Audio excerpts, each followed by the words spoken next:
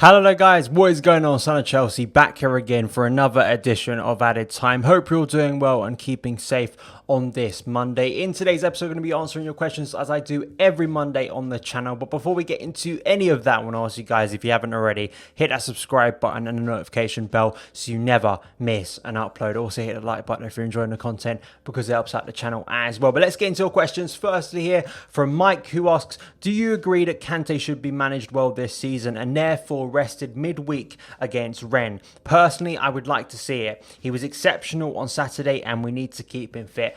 Absolutely, this is a massive part of this season for me, managing Kante better than we did last year, the injury issues, and it's great to see he was exceptional on Saturday. But for me, just watching him and seeing him so free on the pitch, and looking his best, getting back to the top form that we saw in 2016, 2017, and 2018 really, and even under Maurizio Sarri, even when he was played out of position, I think it was just amazing to see Kante at his best, because when he's at his best, when he's fit and raring, he's one of the best midfielders, not only in the Premier League, but for me, the world. He's an incredible player. So it's great to see him back to his best. And absolutely, it's not just on Kante. And I think we've managed him well so far this season, taking him out of those midweek games. He hasn't started many of them so far. He, of course, started the game against Sevilla, but didn't start against Krasnodar. As you've suggested, I wouldn't be stunned if he doesn't start against Rennes. I think that's a good game to rotate in that area. And I think it's not just him, it's for a lot of players. And I think Thiago Silva is probably the next one that comes up in my mind, in terms of resting him in certain games. And I think it's important, it's such a tight, congested season. We've got the last international break coming up, which is always a concern when players are going out across the world, not just Europe, and playing international games and potentially risking an injury. So I think Lampard and Chelsea have been a lot more cautious this year with injuries based on last season's injury record, and I think that's good. So yeah, absolutely, because if Kante stays fit and he stays in the form that we saw on Saturday, it's going to be a massive benefit to Chelsea. It really is. Football TJ asks, what are your thoughts about possibly having Ziyech as a backup attacking 8 should Mount or Kai sustain an injury, rather than switching formations? Yes, absolutely, and it very much ties into Chelsea's recruitment this season about sort of versatility within attacking players. You see Timo Werner, Kai Havertz, Hakim Ziyech, Mason Mount, players that can play in a variety of positions if you want them to, and I think that's what makes Ziyech such a valuable commodity for Chelsea, because absolutely I expect the majority of his Chelsea career will likely be spent on the right side of an attacking three, or a 4-2-3-1, something like that. But the ability of him to play as a number 8, I think it would be in games like Burnley, potentially if Frank wanted to rotate, or he had to rotate, or had to move Ziyech, potentially because of injuries, as you've suggested, to Mount or Kai. I think absolutely in a game of that nature where Chelsea are dominating the ball, I'm not entirely sure if in, say, a bigger game against the likes of Spurs, against the likes of Man United, like we saw a few weeks ago, I wouldn't be so certain on playing him in a midfield three, say if Frank really sticks to the 4-3-3 moving forward, or even a 4-2-3-1. I think that those are the games where maybe Frank would want to compromise a little bit more and be a little bit more safe in midfield. Fleo White asks, do you see or fear if Pulisic is injury prone? How much would it impact the squad in the long term? I know it didn't impact this week, but maybe in the future. I mean, that's the great thing currently about the Chelsea squad, the size of it, that we had Christian Pulisic injured. You think about that sort of situation or scenario at the back end of last season and who would have replaced him. I'm sure it would have been Callum Hudson-Odoi, but still to have Timo Werner right there who comes in and scores the third goal on the day, it shows you the depth we have this year. But I'd be disingenuous if I said that I was not concerned by Pulisic's injury record. It's also the fact it's the hamstring once again, which was the injury he got in the FA Cup final, which prevented him starting this season and having a slow start to this year. So it's a concern when you see a similar injury to a similar area. It makes you think that he has a consistent problem there, and that's going to really dent his career. And it's a worry because the first season was sort of blighted by injury, to be honest. And if he can't stay fit regularly, it's going to not only be a detriment to his own career, but to Chelsea as well, because we know how good he can be for Chelsea. It's just concerning. My hope is that it was only a tweak and it was a precaution and it isn't that serious, and Chelsea either rest him a little bit and then he's good to go again. But if it continues happening, it's going to be a major concern, because you can't rely on a player as big of a player as Christian Pulisic if he's continually getting injured. So that's the concern at the moment. I think we just have to wait and see. But absolutely horrible to see him having to pull out of that game on Saturday, because I felt he could have had a massive impact. Byron G asks, should Anthony Barry be getting more credit for our defensive solidarity, or is it just down to the players? I think it's a mixture of both. I've said this before when people have asked me about Anthony Barry. I never like to assume too much, because I'm not a Cobham. Yes, I've seen pieces about Anthony Barry that say he probably has a background in defensive shape, defensive structure. I think Ben Chilwell in his press conference weeks back before the last international break was speaking about how hard Chelsea were working on set pieces, defensive structure.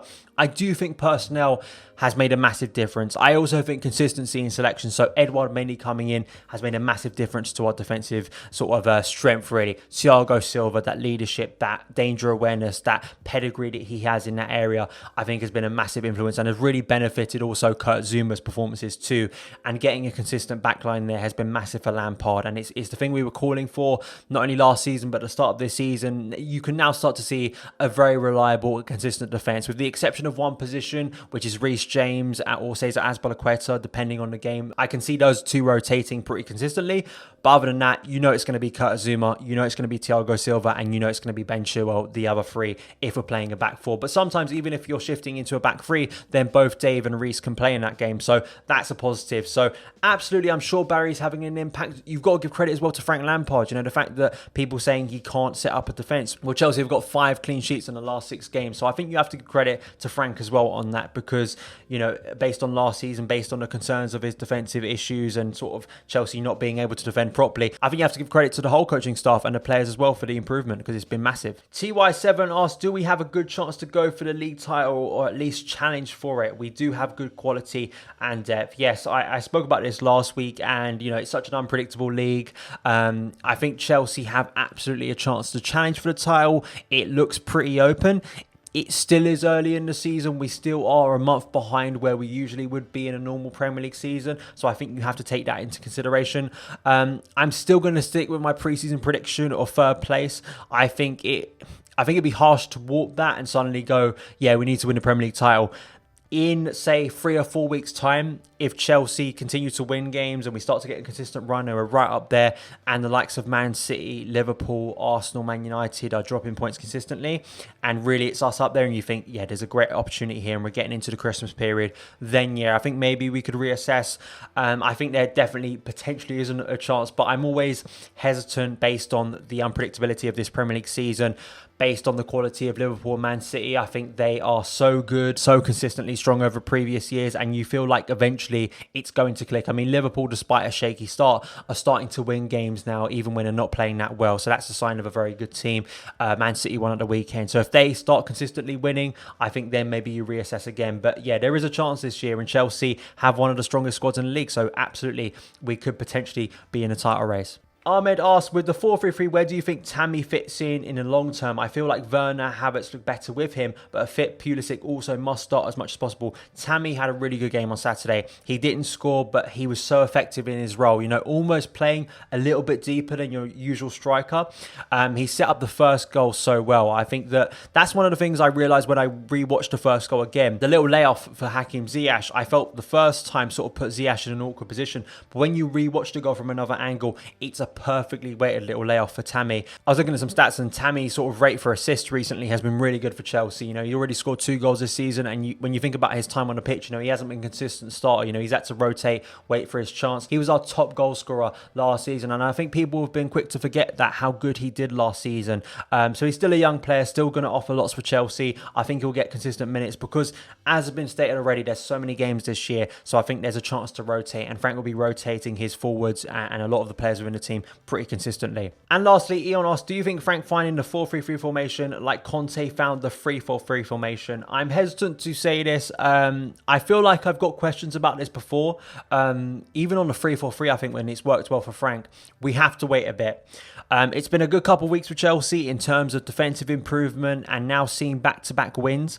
You want to see this consistently. If Frank plays the 4-3-3 in the next, say, 3 or 4 games, and we win 3 or 4 games consistently and we make a good run of form, then yeah, I think you could look at it and go, that's been a massive change for Chelsea. Something has definitely clicked.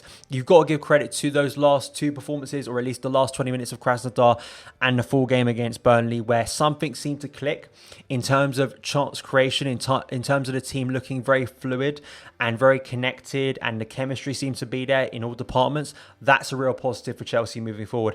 I think it's in terms of opposition as well, asking us more questions in a 4-3-3 than Burnley did, and sort of the structure and sort of the way that game played out. I think it very much fit into Chelsea's hands, that against a team that don't have massive speed on the break, that Chelsea could push up both Ben Chilwell and Reece James very high.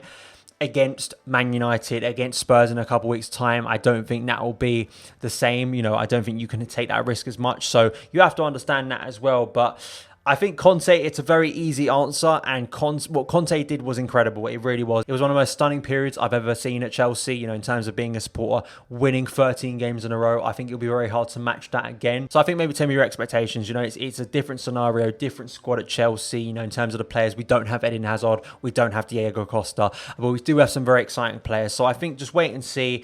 If we win 3 or 4 games, then maybe I'll change my thinking and maybe we're right at the top of the table and then we'll get excited by that. But I just think be a little bit patient, wait to see what happens next. But yeah, Saturday was very encouraging for Chelsea. But that is it for this episode of Added Time. Thank you guys so much for taking the time to watch it. If you did enjoy it, hit that subscribe button and a notification bell so you never miss an upload. Follow me on Twitter @SonofChelsea. Have a great day and I'll see you again.